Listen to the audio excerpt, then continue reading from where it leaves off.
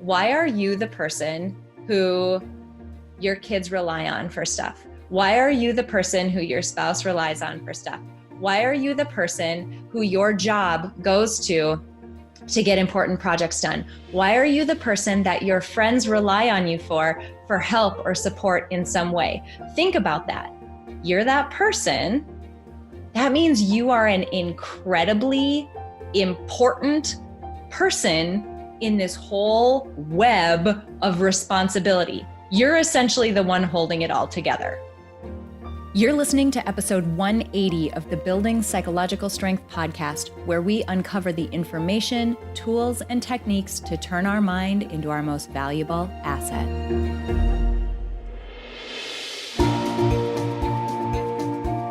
The courage to face fears with persistence. Being able to be present enough in this moment to choose my response thoughtfully. We have the strength to bend to life stressors, to bend to adversity without snapping, without breaking. There are only 6 things that contribute to our quality of life, and they are all experiences. In every moment, we are deciding who we want to be and how we want to live our lives. Noticing what your brain is doing and then being able to make choices. Mobilize the things that we know lift us up. Hey, everybody. Welcome back to the Building Psychological Strength podcast. My name is April and I'm your host. And I'm really excited about the month that we have coming up with the podcast because we're taking a moment this month to spend some time on the coming episodes to really dive deep into a set of topics that we know are really critically important for you. We know this because we've heard this from a number of people. We did a ton of workshops throughout the COVID quarantine period. We heard it over and over during those workshops, and we just wanted to spend some time diving into, as I mentioned, a handful of topics that are really core to keep in mind as you are building psychological strength. And as part of that, I'm really excited because I am not alone on this episode. I'm welcoming Ashley Smith. She is my partner in Peak Mind, licensed clinical psychologist. Hello, I'll let you introduce yourself just a bit, just to reacquaint yourself with this audience, and then we'll dive into this week's topic. Thanks, April. I'm super excited to be joining you on the podcast. I love to talk about this stuff. So I am the co-founder at Peak Mind. I specialize in the treatment of anxiety and related conditions. So that means my day job is helping people deal with worries and stress and overwhelm and people pleasing and fear of judgment and all of the things, and to do that in a very skillful and effective way.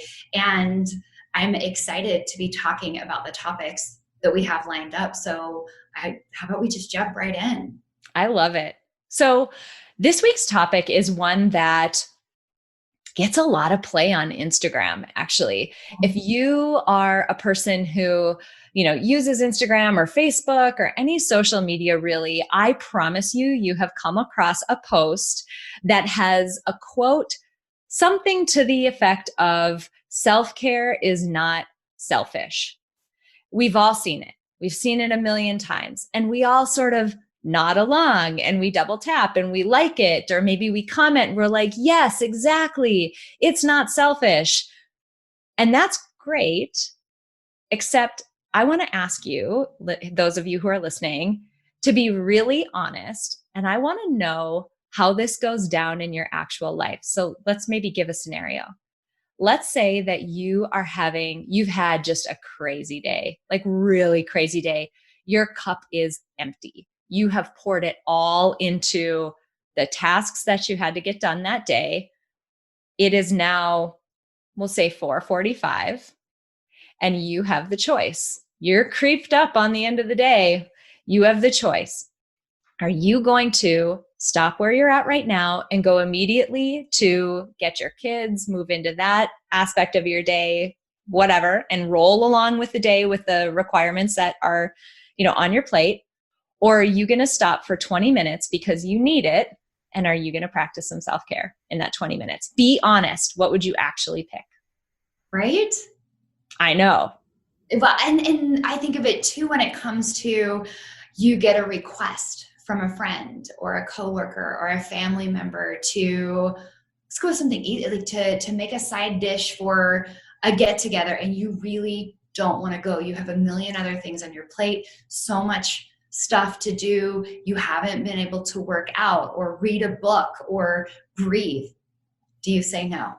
I mean, let's be honest. Right? And if you do say no, you're going to feel guilty, right? Yeah. Yes. And the thing is, like, it is one thing for us to see those things on social media and agree with them. It's sort of in a conceptual way, say, yeah, definitely, this isn't selfish. And even like if it was a good friend of ours who was in that same situation, to be like, no, you need time, you need to rest, you need to recharge. But do we actually do it? And do we feel the same way about ourselves? Right? If we're being honest. Right? It boils down to when someone else's wants and needs come up compared to your own wants and needs, which one do you prioritize? Mm-hmm. And why? Exactly. Right? And I really want to talk about why it's important to reframe how you look at this, because your mind is going to have all kinds of thoughts. If you put your own needs ahead of someone else's wants, you are selfish, you are lazy, you are a bad mom or dad, you're dropping the ball, you're whatever kind of negative commentary, right? So let's just debunk that all. Right. I think an interesting place to start with this is to go back to the reason why you're in that situation in the first place. Why are you the person who your kids rely on for stuff? Why are you the person who your spouse relies on for stuff? Why are you the person who your job goes to get important projects done? Why are you the person that your friends rely on you for help or support in some way? Think about that. You're that person. That means you are an incredibly important person in this whole web of responsibility. You're essentially the one holding it all together at that point. You're the linchpin. You know, at Peak Mind, we like to phrase it as you're the asset. Mm-hmm. You're the critical center of so many different worlds. And what would happen if you didn't value your asset? If you didn't take care of an asset, right? Like by definition, an asset is something that's valuable. It brings value. And think about how many different circles and worlds you bring value to. Are you treating yourself like the asset that you are? And even that word, I love that word. The first time I ever read that word in this context was in the book Essentialism. They talk about how if you are the person who has a very big goal or a big responsibility or something important is riding on you, that means you are the asset and you need to protect the asset. Because if you fall, the goal doesn't happen. If you fall and you can't deliver, this other, piece that may have gotten done won't get done. Mm-hmm. But unfortunately for all of us, we're all just human. So we're an asset for sure, but we're also an asset that has humanly, bodily, mental needs and shortcomings and limitations.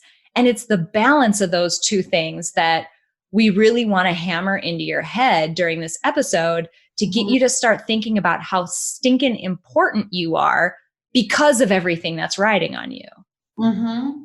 It makes me think about, technology in our life, right? Like, so immediately I thought about my computer.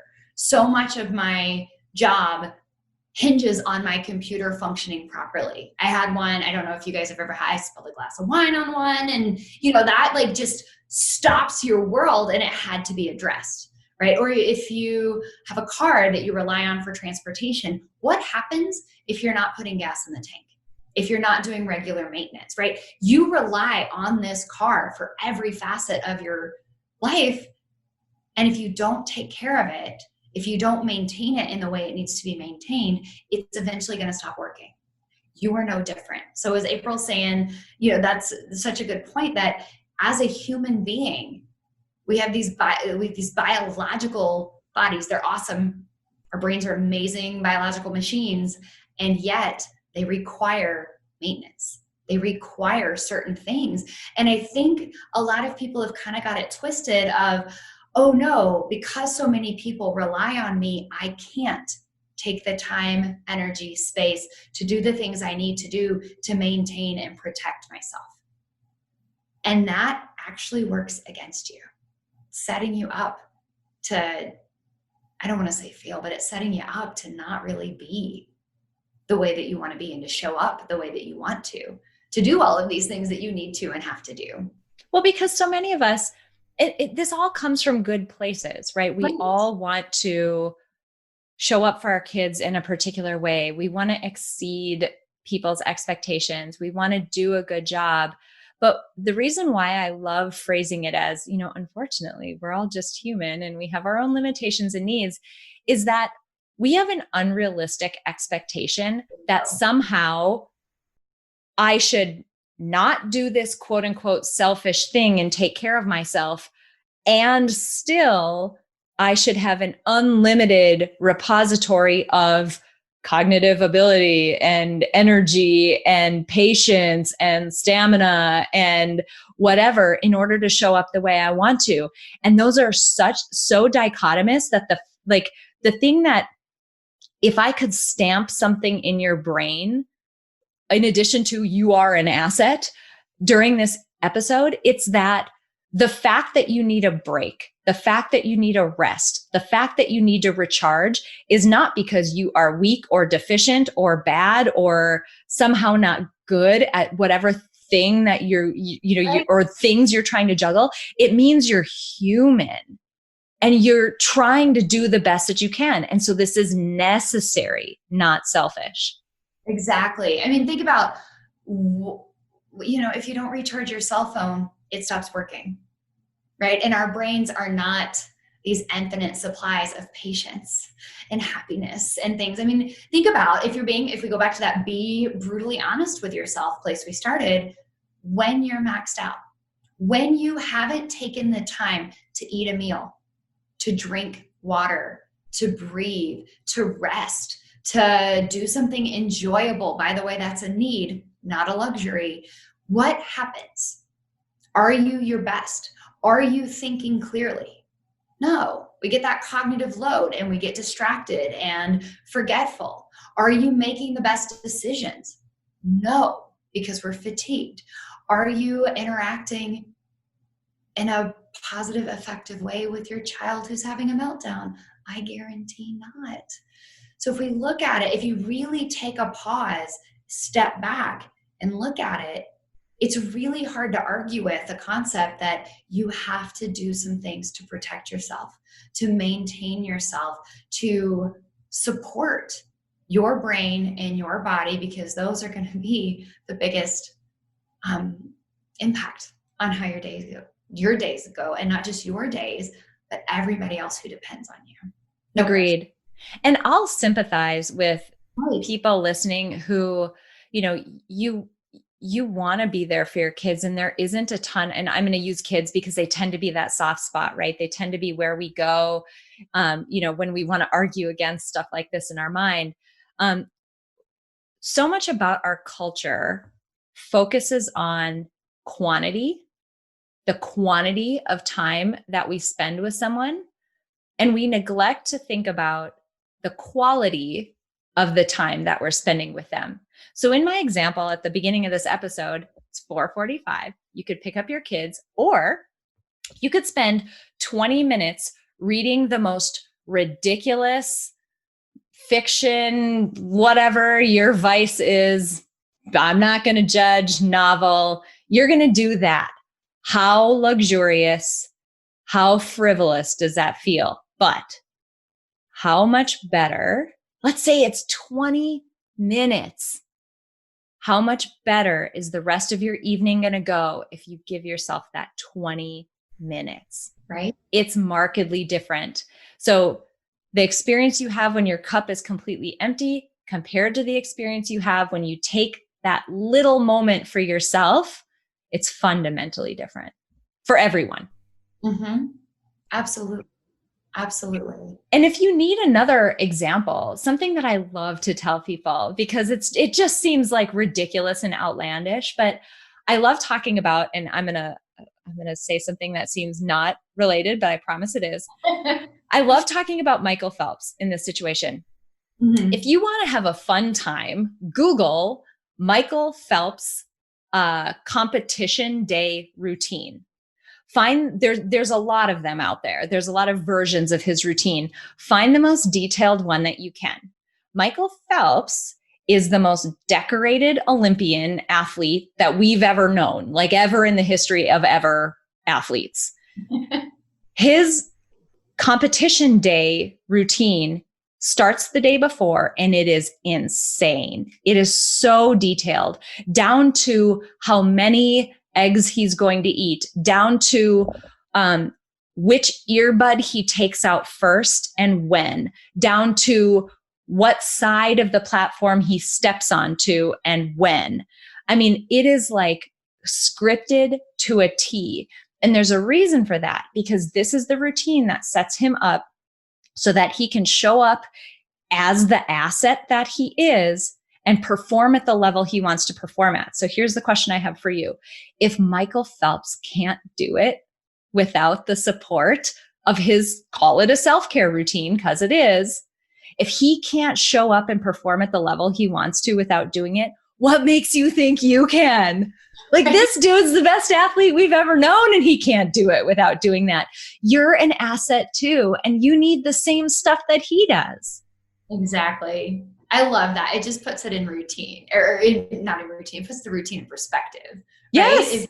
If we've got this world-class athlete saying, I must do these things to protect my asset, we need to look at ourselves that way. Maybe, I mean, none of us are Olympic athletes, I assume, and yet you're the Michael Phelps to your own life, though. Yes, exactly. Exactly. So you're the asset, and we've got to start to change that narrative in our minds that goes against, it's not okay to say no. You can't put yourself first. That's selfish. It's not. It's really not selfish. I mean, you can even frame it as, I must do this in order to take care of everybody else effectively. So really, you're doing those things for the good of others. And that's important to really think about, how taking care of yourself does impact everybody. Absolutely. And it line up with what's important to you as a mom or a spouse or a team member or a leader, whatever it is. Absolutely. So this week, in this sort of quicker but very to the point episode, we wanted to drill into your mind the importance of recognizing yourself as the asset that you are in your life. People would not be coming to you with these requests if you weren't that person. Mm-hmm. We're going to be talking about, in weeks to come, additional supplemental things that we've kind of touched on a little bit here. We're going to talk about the self-care pyramid. Self-care is way more than manicures and bubble baths. And man, do we have an opinion on that. So we're going to dive into that. So just know that episode is coming up, and we've got that information for you. We're also going to be diving into something that Ashley just brushed the surface of just now, and that is boundaries. What are they? Why are they so important? And more importantly than all of that, how do we set them without, hurting relationships around us and feeling terrible about it? So we've got some amazing episodes coming up this month of things that we wanted to drill into that we know are really important, that are repeatedly coming up from folks that we've been working with. Time and time again. Yeah, yes.